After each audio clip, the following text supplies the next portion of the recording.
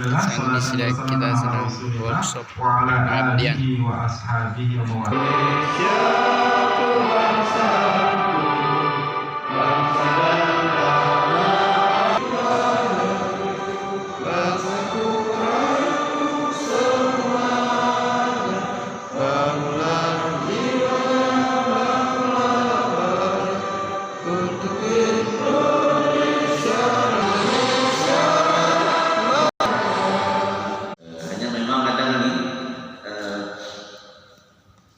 Teman-teman ini karena kondisi sekarang cuaca dan bisa dikumpulkan oleh Pak Sekretaris untuk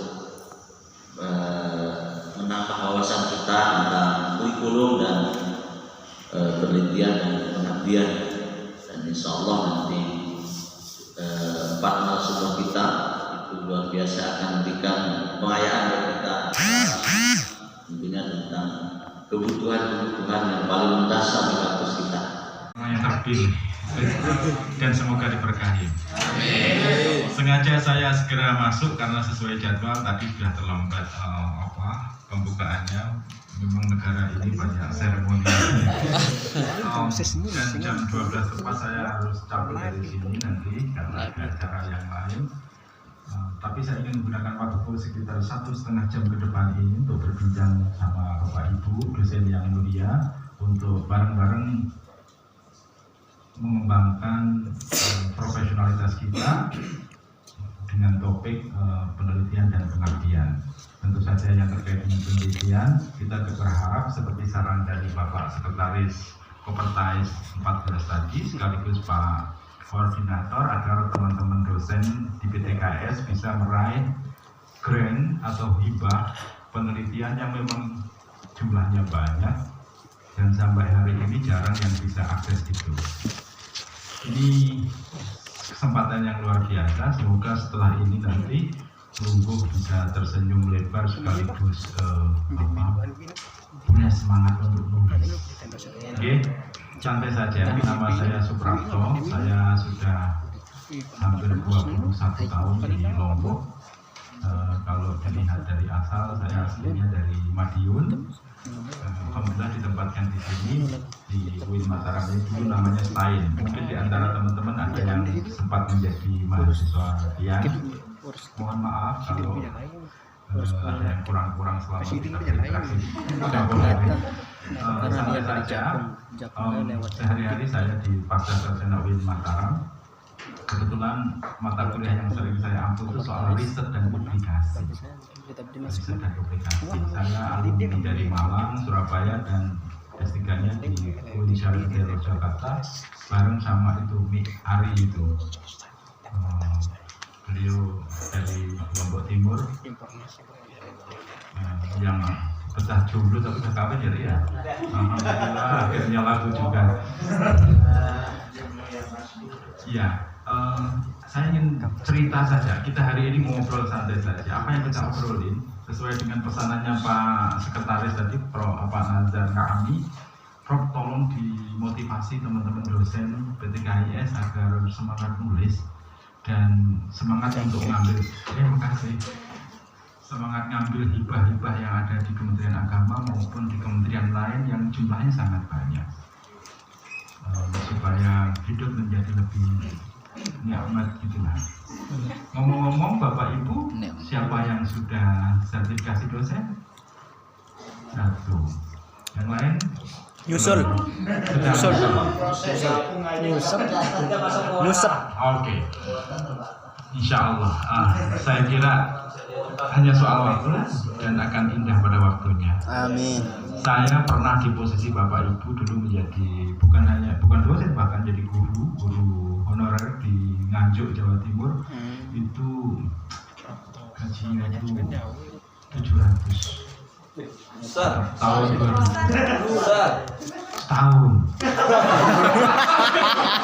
Setahun itu saya pernah dapat gaji pertama itu 60.000. Iya, pira jaring. Saya ke orang saya itu gaji pertama itu tak belikan jam itu sampai sekarang masih ada itu. Dan ya pengabdian, tapi Allah itu maha sayang kepada para mudabir, pada mu'alim. Siap Pak Sekretaris? Ya. Oke.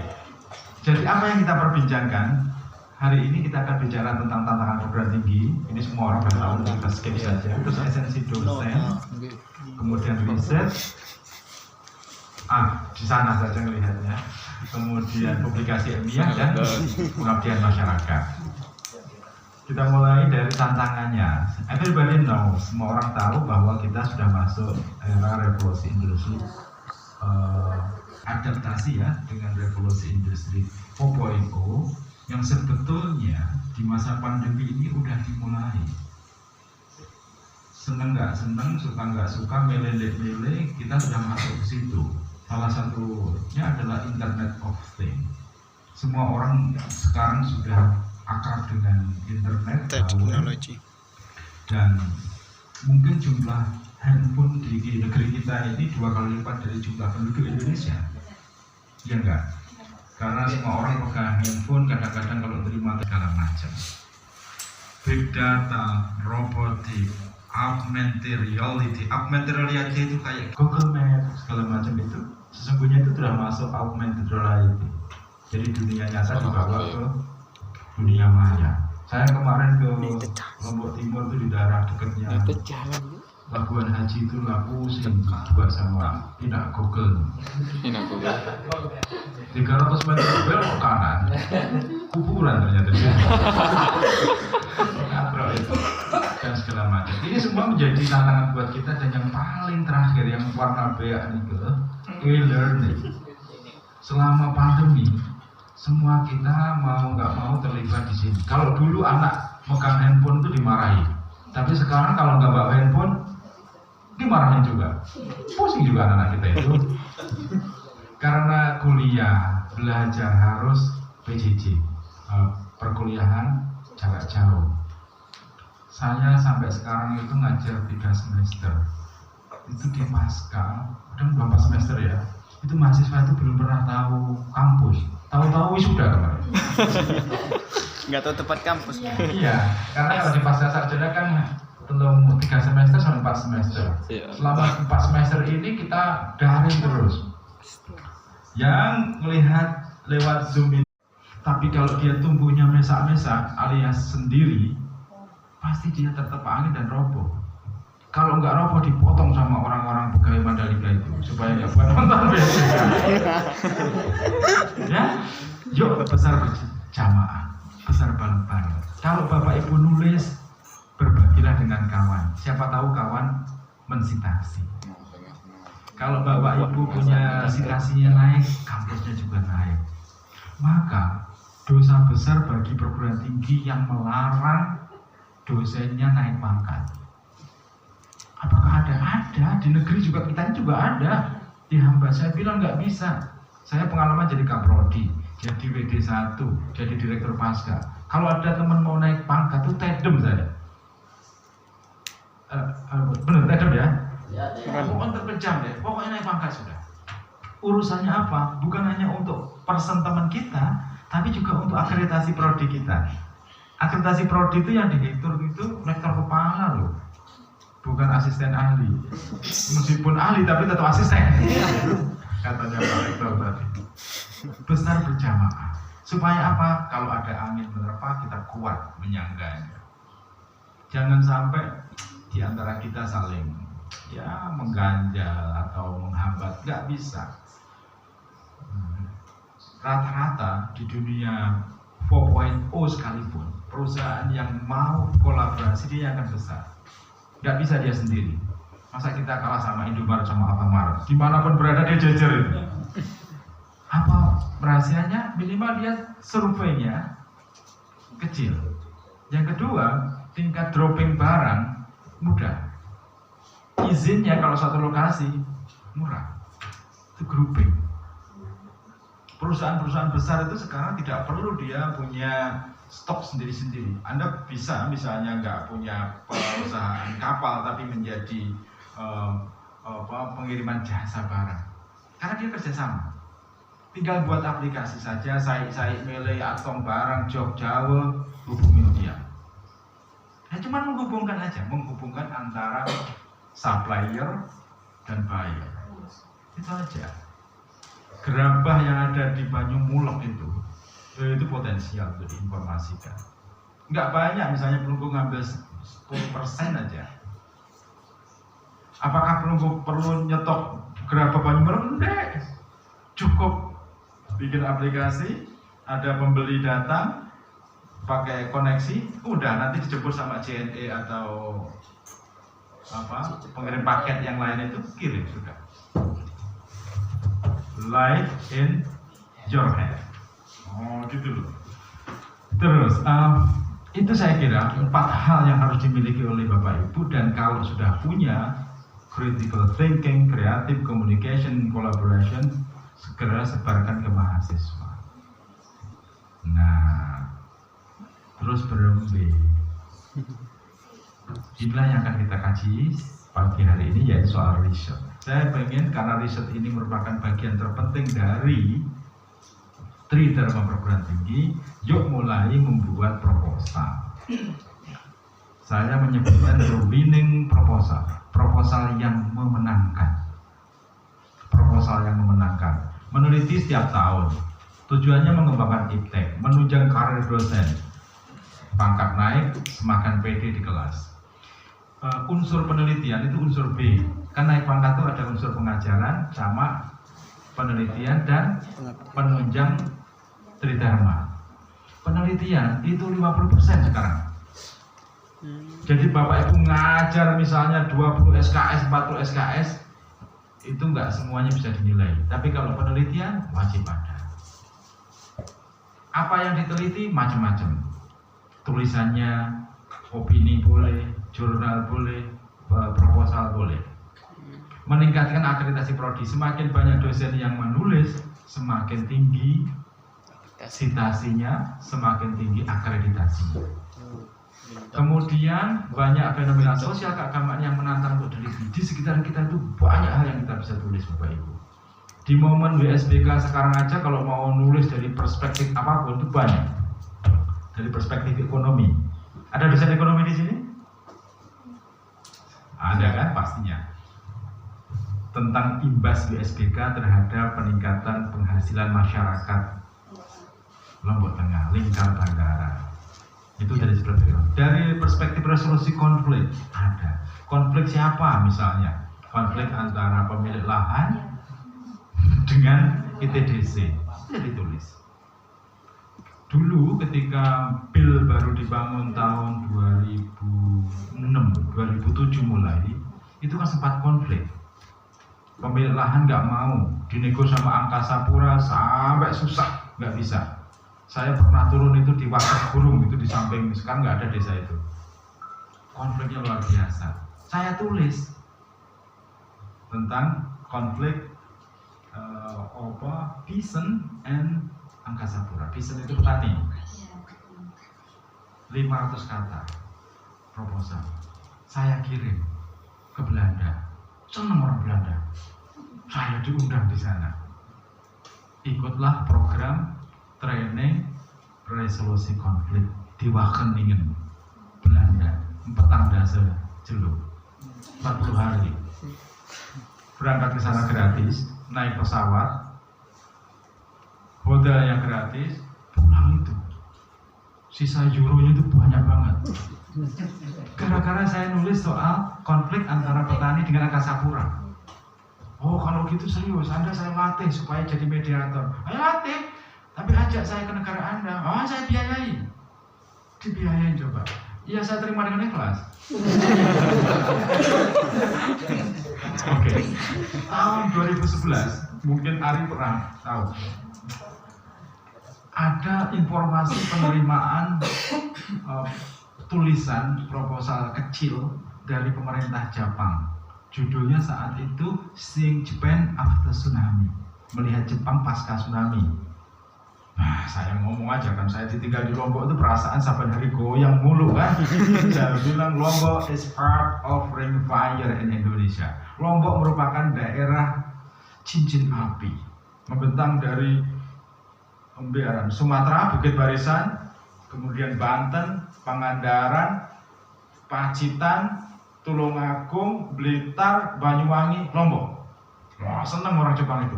500 kata doang. Itu nggak sampai 1 lembar. Senang mereka. Akhirnya kita diundang sama teman-teman dari ASEAN. Saya ketemu sama teman Malaysia, Filipina. Yang Malaysia sekarang jadi Menteri Pendidikan dan Kebudayaan itu, Mazli Malik namanya. Just 500 word, hanya 500 kata, cerita soal ngecap sedikit soal potensi gempa di Nusa Tenggara Barat. Padahal saya magisternya kan agama, tapi dia nggak tahu kalau G yang terakhir itu bukan agama, itu gempa. Soal gempa. Iya. 12 hari saya diundang di Jepang, berkunjung ke 5 kota: Tokyo, Morioka, Iwate, Kanawate, Iwate, Hiroshima, Nagasaki. Tahu saya tuh sana itu, dan gratis. Itu berkat nulis. Nah, saya kepengen Bapak Ibu sampai juga gitu. Tiba-tiba karena tulisan Bapak Ibu, nanti ada funding donor yang kepengen tahu. Kadang-kadang bahasanya nggak tahu bahasa Inggris, nah, mereka juga susah bahasa Indonesia. Nah, sama toh. Yang penting idenya, kontennya. Nah, nanti ayo bareng-bareng pelan-pelan kita sulap Luguh menjadi penjual ide yang bagus. Mau apa enggak?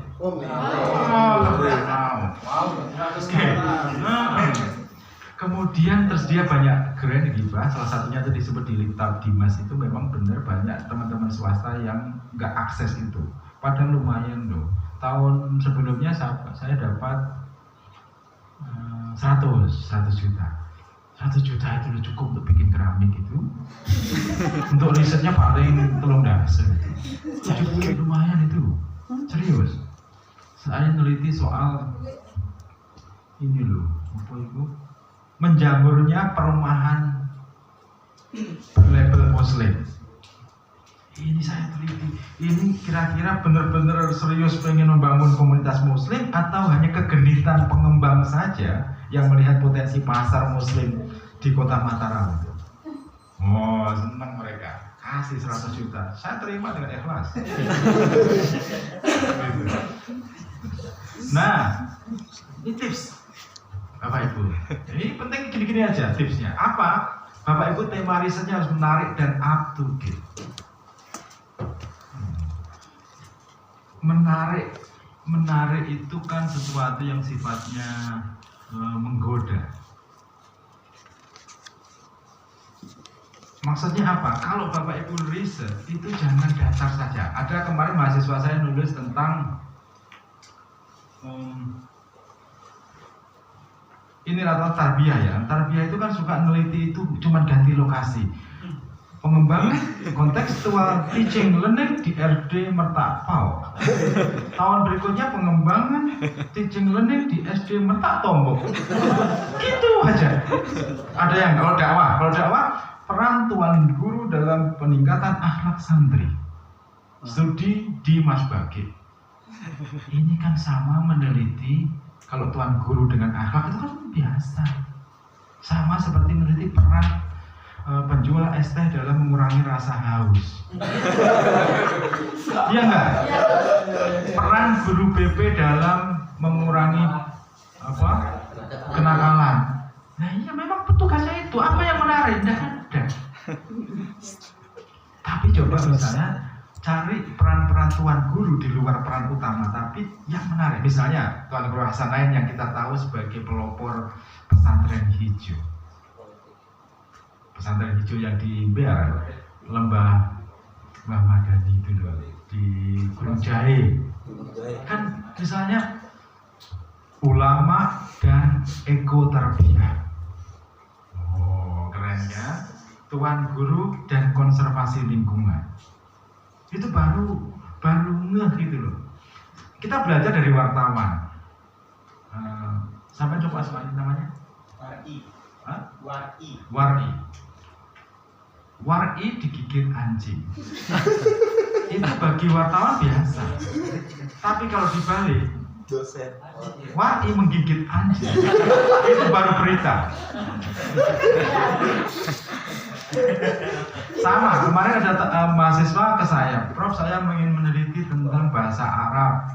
Terus pembelajaran bahasa Arab di Tanjung Lombok KLU. Terus apa yang menarik? Ini pokoknya bahasa Arabnya bagus, belum di Tanjung itu, di SMA itu. Tapi nggak ada yang membiayai begitu. Coba misalnya pembelajaran bahasa Arab pada komunitas pariwisata. Pembelajaran bina damai pada masyarakat lingkar bandara, pasti tertarik. Sama seperti kemarin ada teman dari Papua minta judul, ya sama, kebetulan bahasa Arab juga. Pembelajaran bahasa Arab di SMA 2 Jayapura, nggak menarik. Pembelajaran bahasa Arab pada komunitas minoritas Muslim, clear kan? Yang dijual apa? Minoritas Muslimnya atau di perbatasan. Bapak Ibu juga gitu, misalnya mau meneliti soal apa saja, silahkan. Tapi bikin dia menarik. Paragraf pertama buat seolah-olah pembaca itu tertantang untuk membaca paragraf-paragraf berikutnya. Itu namanya memancing curiosity pembaca. Karena apa? Paragraf pertama itu kayak etalase. Bapak Ibu pernah ke mall kan? Yang etalase biasanya di depan doang kan? Itu dibikin semenarik mungkin supaya ibu-ibu, bapak-bapak berkenan masuk ke dalam. Jadi kesan pertama itu harus menggoda. Selanjutnya terserah Anda. Riset saya, disertasi saya itu soal relasi Hindu-Muslim di Kota Mataram. Nggak menarik. Tapi begitu saya diskusi sama istri, kemudian istri saya itu suka nulis juga. Nggak laku mas kalau kayak gitu. Terus piye? Semerbak dupa di Pulau Seribu Masjid. Ada cerita cuman orang Karang Tampen sama Karang Jasi doang itu. Tapi kemasannya itu semerbak dupa di Pulau Seribu Masjid. Sekarang men itu udah terbit ketelur, udah cetakan ketiga. Dan dia kayak amal jariah gitu. Setiap 3 bulan saya dapat royalti. Ya saya terima dengan itu.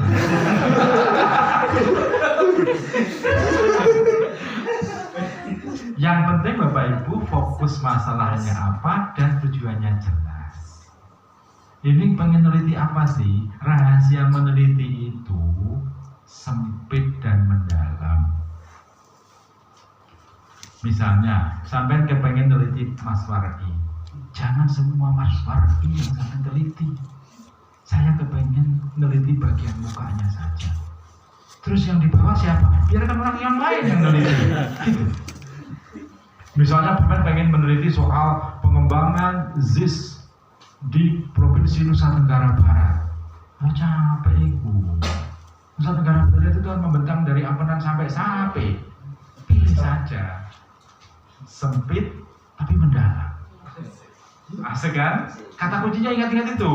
Sempit tapi mendalam. Jangan hanya tahu banyak tapi sedikit. Tapi tahulah yang mendalam banyak meskipun kasusnya kecil. Seorang ilmuwan semacam Clifford Gate yang teorinya sampai sekarang itu masih banyak diperdebatkan soal tipologi santri abangan priayi. Itu penelitiannya itu Desa Kocet di Mojokuto, Kediri itu, namanya Desa Mojokuto itu. Tapi teorinya menghasilkan perdebatan yang sampai itu tahun 50-an sampai sekarang masih dipakai. Tipologi masyarakat Jawa itu dibagi 3, ada santri itu yang memang sholat, rajin, mondok. Tapi ada yang Islam, tapi hanya KTP, ya Islam tapi masih suka sesajen, suka roah, gitu-gitu, itu dianggap abangan. Tapi ada santri yang macam kayak Raja-Raja Jogja gitu, itu priayi. Kecil kan. Jadi kasusnya itu bisa kasus lokal. Misalnya Blongo di tadi itu di Metak Pau itu ada apa di Metak Pau? Sesuatu yang kecil tapi kalau misalnya dihubungkan dengan teori-teori besar itu jadinya wow.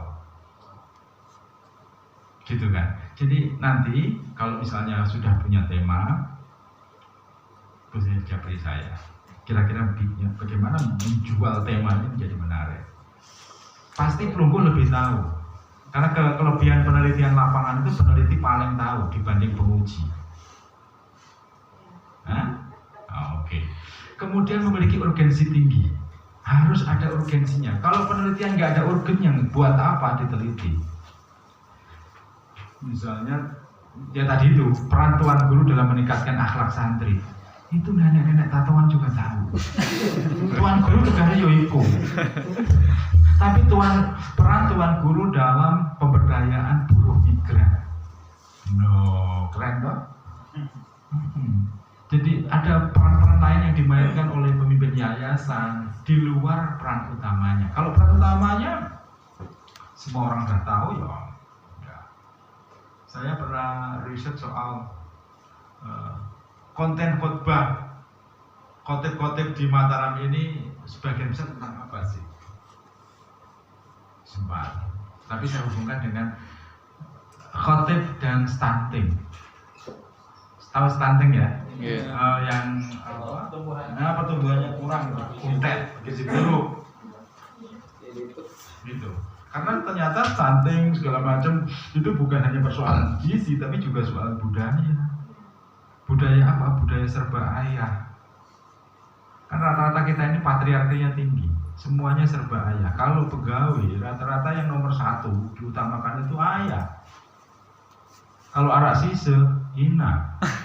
Baru kalau arak sise malik, anak. Coba. Nanti jadinya. Terus meraih kode segala macam. Itu tema-tema yang wah keren dulu mau diteliti. Belum lagi naskah kuno di Lombok ini banyak banget. Tulisan saya yang kemarin itu terbit di jurnal internasional soal Diwase. Apa Diwase itu? Apa hari itu Diwase itu? Iya hari baik. Hitung-hitungan Sasa itu. Saya dapat kitab itu namanya Primbon Sasa itu. Kalau kepengen anaknya bagus, nanti jimaknya di hari apa?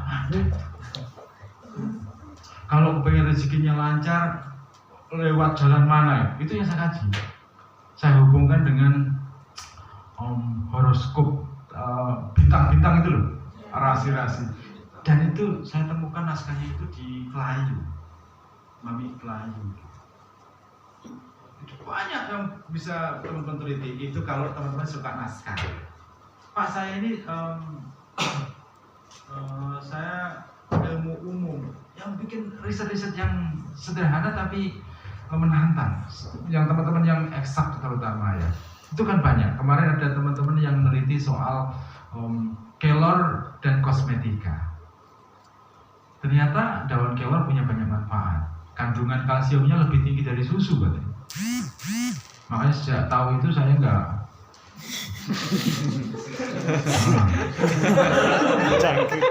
meskipun kalau di Jawa itu pantangan orang makan kelor itu takut bisa merontokkan ilmu-ilmu.